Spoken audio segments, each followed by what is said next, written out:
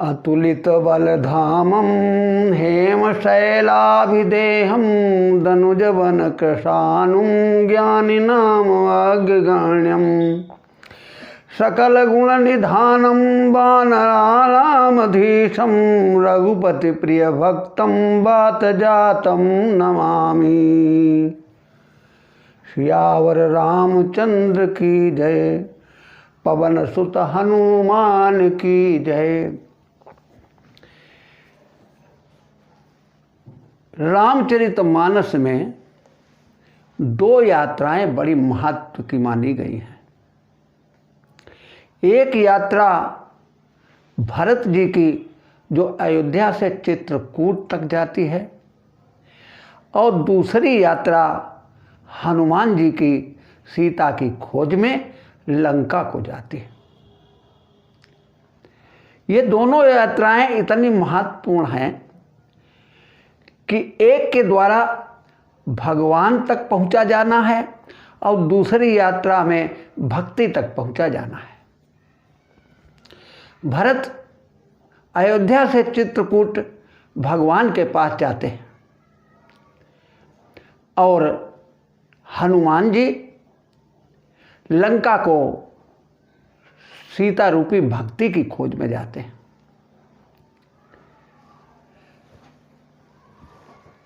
तो हमें हनुमान जी से चार बातें सीख लेनी चाहिए। कौन कौन सी चार बातें? नंबर 1 उत्साह, नंबर 2 प्रसन्नता, नंबर 3 वृद्ध के अनुभव का मार्गदर्शन और नंबर 4 राम जी को हृदय में धारण करना। जिसके पास ये चार चीजें होंगी वही भक्ति की खोज कर सकता है। हनुमान जी अब उस सुंदर पर्वत पर चढ़े कि सिंधु तीर एक भूधर सुंदर, कौतुक कूद चढ़े उताऊ पर। देखिए, सीता भक्ति है और भक्ति को प्राप्त करने के लिए पहाड़ पर चढ़ना पड़ता है। पहाड़ का अर्थ है कि पावन पर्वत वेद पुराना। ये वेद ही पर्वत है। बिना वेदों को जाने हम सीता रूपी भक्ति को नहीं पा सकते। हनुमान जी सीता माता की खोज के लिए 3 पर्वतों पर चढ़े। पहला पर्वत किष्किंधा कांड में ही है। जब बंदरों को प्यास लगी और प्यास के कारण उनके प्राण कंठगत आ गए, तब हनुमान ने सोचा कि ये बंदर अगर प्राण ही त्याग देंगे तो फिर खोज कैसे होगी। अतः हनुमान जी एक पर्वत पर चढ़ करके और उन्होंने देखा कि चढ़ी गिर शिखर चहूं दिश देखा, भूमि विवर एक कौतुक पेखा। तो वहां पर ये शिखर पर चढ़े बंदरों की प्यास बुझाने के लिए। ये पर्वत विश्वास का पर्वत है, क्योंकि जब हमारी तृष्णा कामना ये बढ़े तो हमें विश्वास के पर्वत पर चढ़ना चाहिए। भगवान पर विश्वास करना ही हमारा लक्ष्य होना चाहिए। दूसरा पर्वत जिस पर हनुमान जी अब चढ़ रहे हैं कि सिंधु तीर एक भूधर सुंदर। ये पर्वत बड़ा सुंदर है और इस सुंदर पर्वत पर जो चढ़ता है वो विचार का पर्वत है। जब हमें भक्ति की खोज में यात्रा करनी हो तो हमें विचार करना चाहिए कि हम खोज के लिए जा रहे हैं, तो हमें किन किन बातों पर विचार करना चाहिए, ये मन में हमेशा सोच बनी रहनी चाहिए। तो हनुमान जी भी लंका को जा रहे हैं और सीता माता की खोज के लिए जा रहे हैं, तो इस विचार के पर्वत पर चढ़े। और तीसरा पर्वत, जब लंका में प्रवेश करने वाले हैं तो लंका को देखने के लिए हनुमान जी पर्वत पर चढ़े हैं कि गिरि पर चढ़ी लंका ते ही देखी। तो वहां पर हनुमान जी उस पर्वत पर चढ़ते हैं। उस पर्वत का नाम सुवेलु पर्वत है। वहां पर चढ़ करके वो लंका को देखते हैं। और जब लंका जैसे नगर में प्रवेश करना हो तो बैराग्य रूपी पर्वत पर चढ़ना चाहिए, क्योंकि लंका भोगों की नगरी है। इस नगरी में वही प्रवेश कर सकता है जो वैराग्य से युक्त हो। बिना वैराग्य इस नगरी में प्रवेश तो किया जा सकता है, लेकिन निकला नहीं जा सकता। अब हनुमान ने भगवान राम का बार बार स्मरण किया कि बार बार रघुवीर सम्हारी, तर के पवन तनय बल भारी। हनुमान जी ने बार बार राम जी का स्मरण किया और उस पर्वत से छलांग लगा दी। देखिए, ये कथा हमें संदेश देती है कि हमें राम नाम का स्मरण यानी जप अवश्य करना चाहिए। किंतु जब हमारे देश, हमारे धर्म, हमारे परिवार पर कोई खतरा आ पड़े तो हमें जप के साथ साथ जंप भी लगा देना चाहिए। यहां हनुमान जी भगवान राम का स्मरण तो कर ही रहे हैं, जब तो चल ही रहा उनका है, लेकिन अब इनको लंका जाना है, इसलिए इन्होंने यहां पर जंप लगा दी, यानी छलांग लगाई। अब एक उदाहरण देखिए, भरत जी अयोध्या में नंदी ग्राम में बैठे हुए और वहां भगवान राम का स्मरण कर रहे हैं।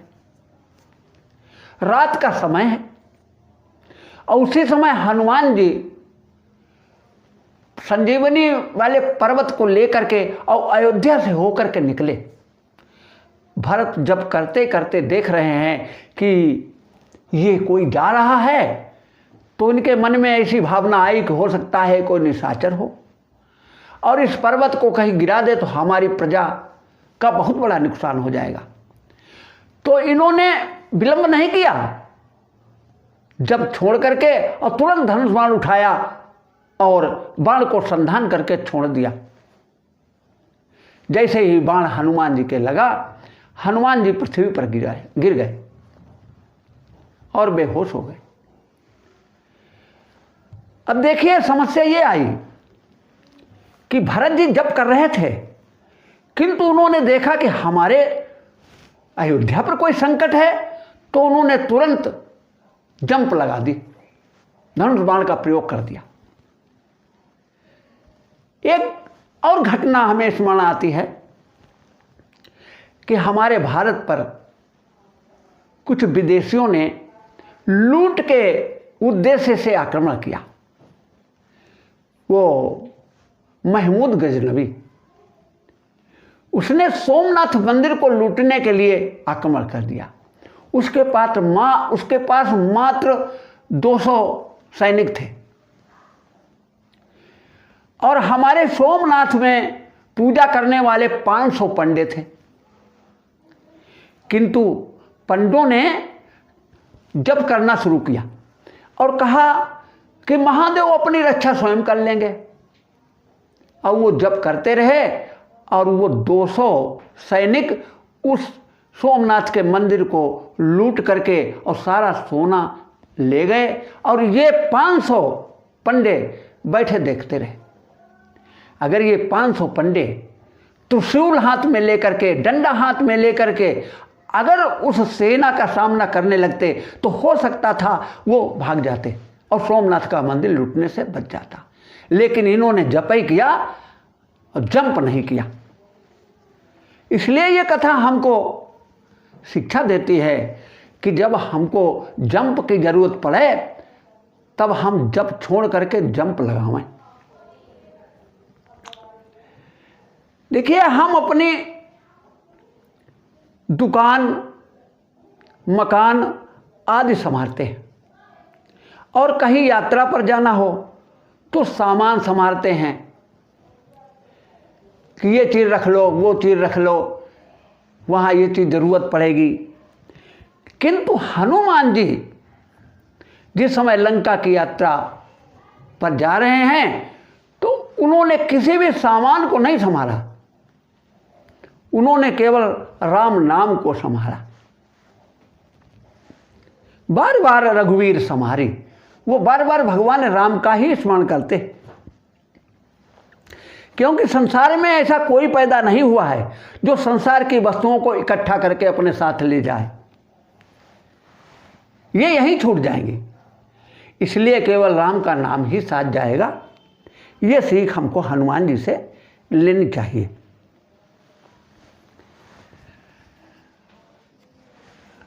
अब हनुमान जी चले तो हनुमान जी जिस पर्वत पर पैर रखते हैं अब वो पर्वत पाताल को चला जाता है।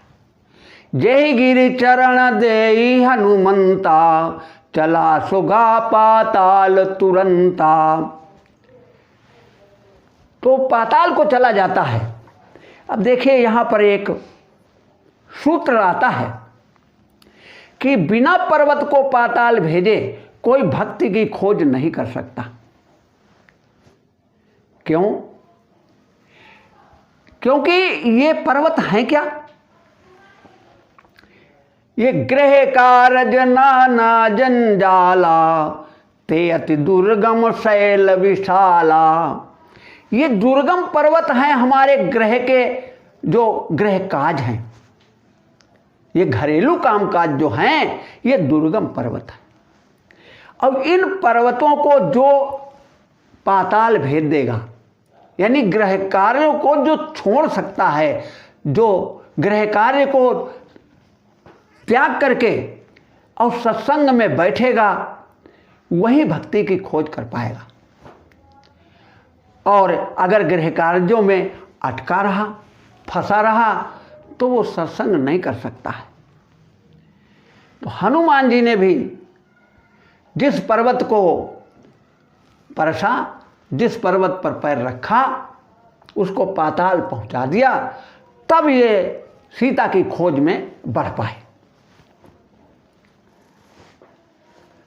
जिम अमोघ रघुपति करवाना, यही भांति चले हनुमाना। हनुमान जी ऐसे चले जैसे राम का बाण चलता है। बाण चलते तो हम लोगों ने देखे, किंतु बाण के पैर तो होते नहीं। हम लोग भी कहते हैं कि मेहमानों से क्या चलेगा, ठंडा या गर्म, चाय या दूध। क्या चाय या दूध चलता है? क्या उसके पैर होते हैं? अक्सर हम लोग समारोहों में जाते हैं और पूछते हैं क्या चल रहा है, नाश्ता या भोजन? क्या नाश्ता और भोजन के पैर होते हैं? नहीं, वो किसी के हाथ से चलता है। ठीक उसी प्रकार हनुमान जी कहते हैं कि हम श्री राम जी के बल से चल रहे हैं, हमारा अपना कोई बल नहीं है। सुंदरकांड में 3 चीजें अमोघ हैं। अमोघ माने होता है जो बिना चूके अपने लक्ष्य को भेद दे।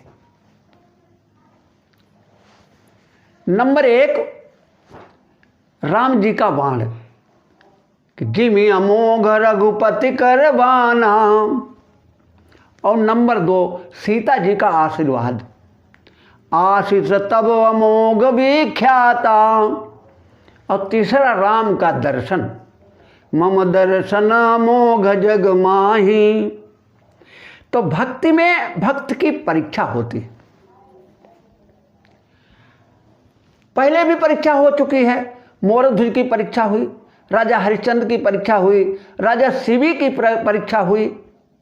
तो हनुमान जी भी भक्ति की खोज में जा रहे हैं, अतः इनको भी परीक्षाओं से गुजरना पड़ा। जब ये थोड़ी ही दूर चले थे तो समुद्र ने सोचा कि हनुमान जी जा रहे हैं तो इनको विश्राम कराया जाए।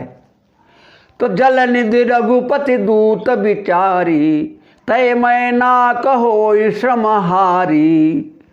तो राम का दूत जान करके समुद्र ने मैनाक पर्वत से कहा कि हे मैनाक, तुम हनुमान जी को विश्राम कराओ, क्योंकि हनुमान से तुम्हारा नाता है। नाता क्या है? ये मैनाक पर्वत मैना का पुत्र है और मैना पार्वती जी की माता है और ये पार्वती जी का सगा भाई हुआ। इस नाते ये शंकर भगवान का साला हुआ तो हनुमान का मामा है, क्योंकि हनुमान शंकर सुमन है। मैनाक सोने का पहाड़ है, तो सोने का पहाड़ माने वैभव का पहाड़। उसमें तरह तरह के फल फूल द्रव्य सब भरे पड़े हैं। और देखिए, वैभव ही जो भक्ति के मार्ग पर चलते हैं तो उनको ये वैभव ही रोकता है। जो भी चले, हमने देखा जितने साधु संत, बड़े बड़े त्यागी तपस्वी जो भक्ति के मार्ग पर चलना चाहते हैं, उनमें से 90% लोग वैभव में फंस जाते हैं। तो भक्ति की पहली बाधा ही वो नहीं पार कर पाते। कबीरदास जी कहते हैं कि चलो चलो सब कोई कहाय, पहुँचे बिरलो कोई। एक कंचन एक कामनी, दुर्लभ घाटी दोई। कबीरदास जी ने ये कंचन और कामनी, ये 2 घाटियाँ मानी हैं। घाटी माने पर्वत की चोटियाँ। इन चोटियों को जो पार कर पाएगा वही भक्ति की खोज में आगे जा सकता है। देखो, सीता जी की खोज में हजारों बंदर गए थे, किंतु पहुंचे केवल हनुमान जी। संतों ने कहा है, जो सुविधा और दुविधा में फंसता है वो भक्ति तक नहीं पहुंच पाता। सुग्रीव भी कहता है कि 4 वस्तुएं भक्ति में बाधक है। सुख संपत्ति परिवार बड़ाई, सब परिहरि करी हूँ सेवकाई। ये सब राम भगति के बाधक, कहीं संत तब पद अवराधक।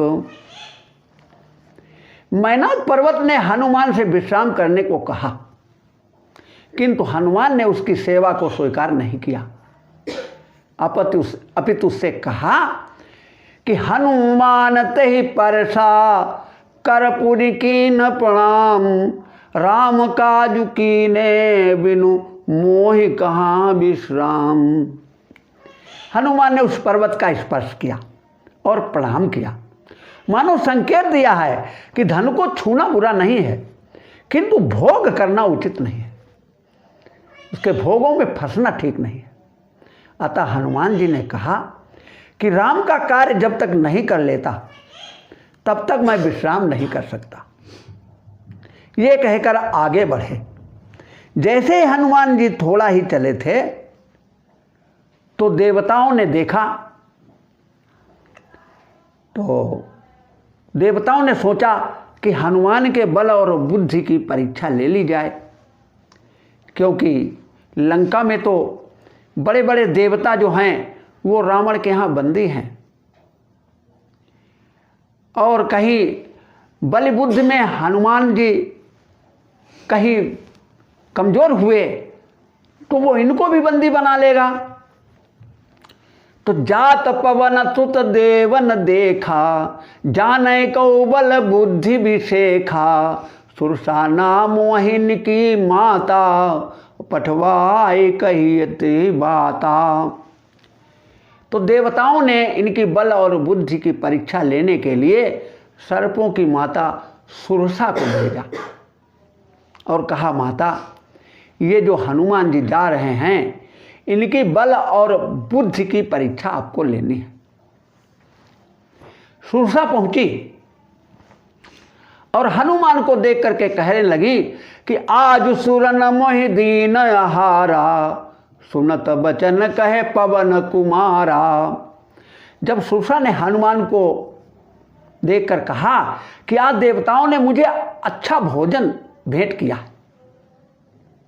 अब देखिए, देवताओं ने तो केवल बल और बुद्धि की परीक्षा लेने के लिए सुरसा से कहा था, और सुरसा हनुमान से कह रही है कि देवताओं ने हमको भोजन दे दिया। देखिए, जो परीक्षक होता है वो अपने हिसाब से परीक्षा लेता है।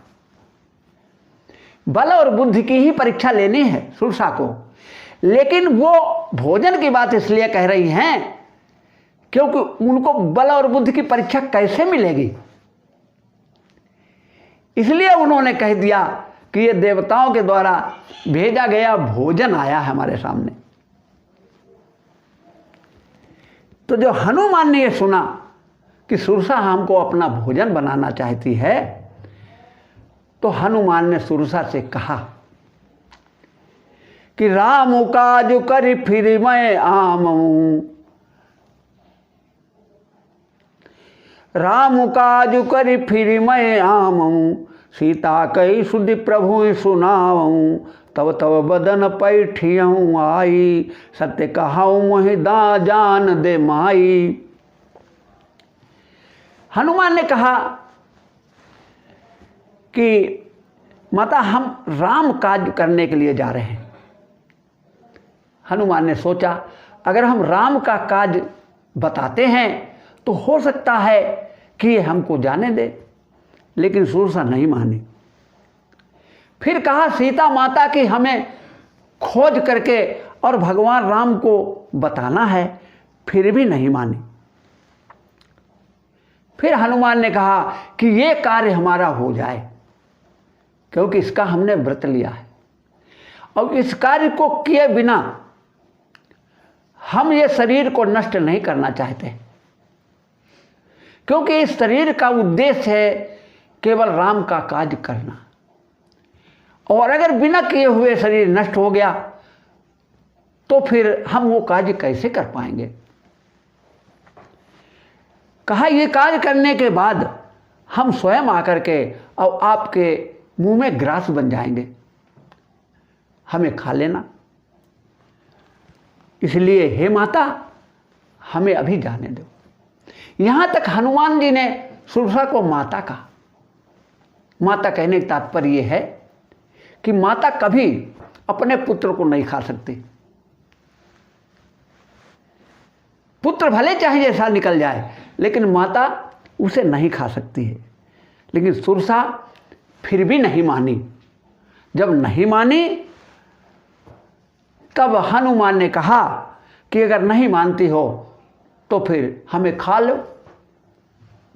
इतना कहने के बाद हनुमान जी तैयार हो गए और सुरसा आगे हनुमान को खाने के लिए अपना मुंह फैलाती है। इसके आगे का अगले एपिसोड में।